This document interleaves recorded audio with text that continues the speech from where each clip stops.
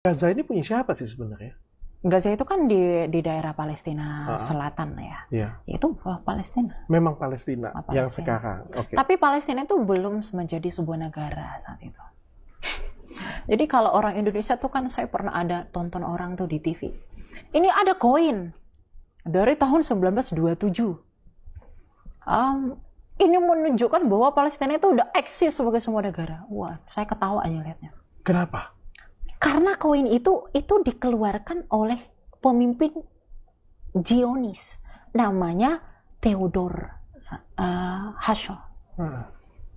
Itu dikeluarkan pada tahun 1902.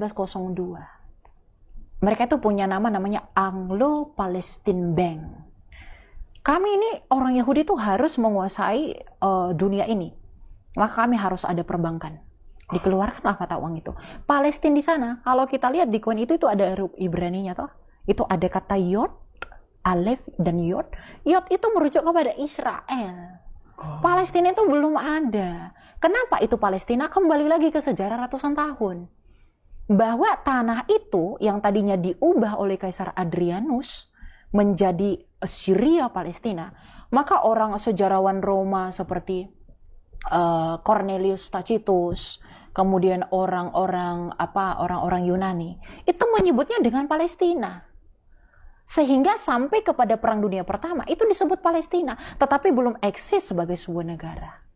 Okay. Jadi kalau dikatakan bahwa itu sebuah negara, wah,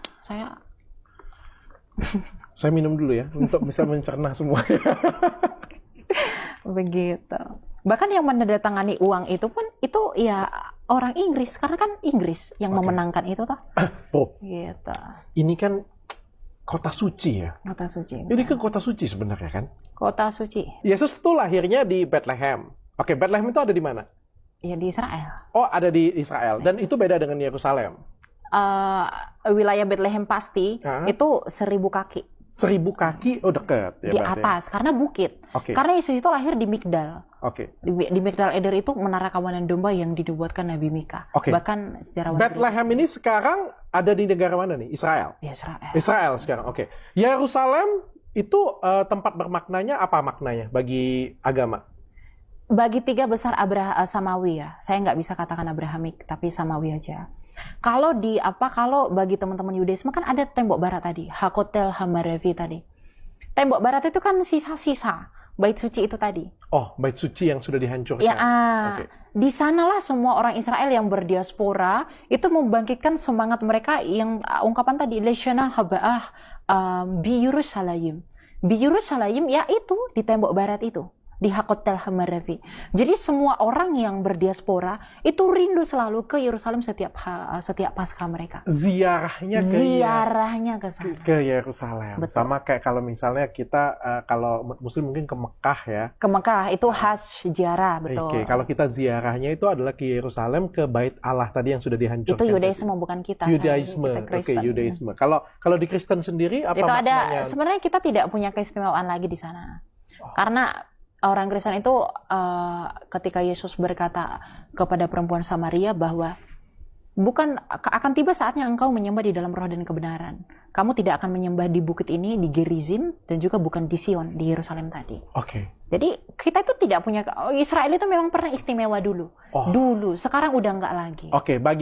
Bagi umat Katolik atau Kristen itu sebenarnya ya hanya anggapan historis saja. Hanya sejarah saja, tapi teologis enggak ada lagi. Secara teologis tidak ada lagi. Tapi secara Judaism ada kayak gitu punya ya. Secara Muslim?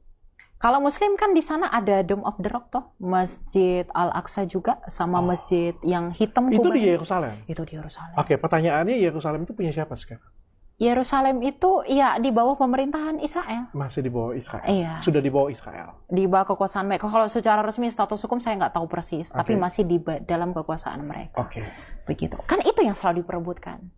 Berarti ini bukan perang agama kalau saya lihat. Ya tidak boleh dikatakan ini adalah perang agama. Perebutan wilayah. Orang Yahudi bukan orang Yahudi yang pengen mengambil kembali tempat dia.